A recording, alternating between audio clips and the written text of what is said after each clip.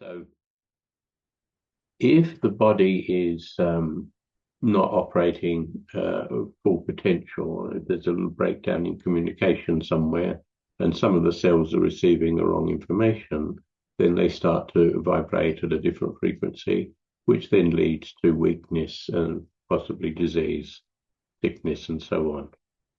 Now, I think it's obvious for most people anyway that fear is a low frequency.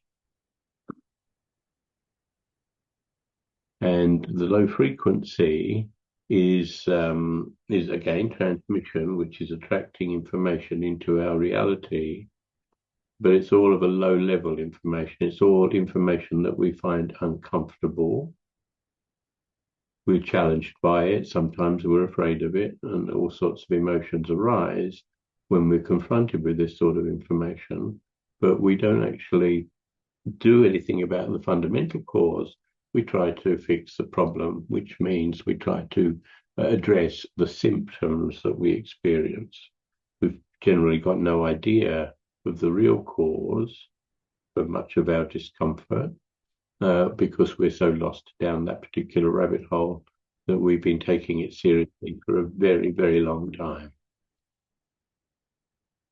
And so what happens then, of course, is that the frequency of fear attracts information of a low level as well, low energetic level as well, which then means you've got to do something about it. So, of course, the moment you do something about it, you're actually saying to yourself that this problem that I'm facing is real. What can I do about it?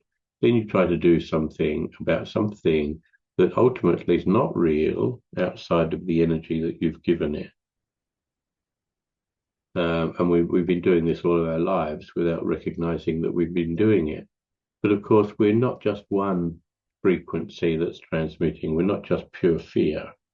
You'd probably be start raving mad if that were the case. You'd just lose it completely. So there's parts of us that are transmitting higher frequencies and parts that are transmitting lower.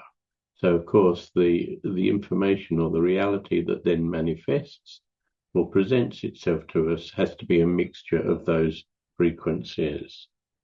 Obviously, the more you can come into a higher frequency, and I would say that would be characterized by pure compassion, not love, that's a different story altogether, but pure compassion, which accepts all phenomena with equanimity equally, doesn't judge or blame anything.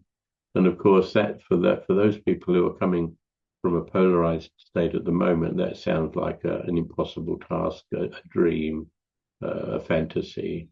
But of course, as you know, or you hopefully should begin to know anyway, if you've been practicing this for a while, that as you practice acceptance without blame or judgment, then your reality shifts as well.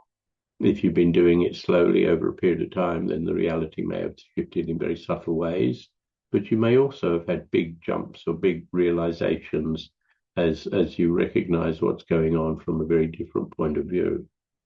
And so we're transmitting a whole mixed bag of information, some of which we enjoy, some of which we don't even notice, but then some of which we're not comfortable with. So we try to do something about it. If we can.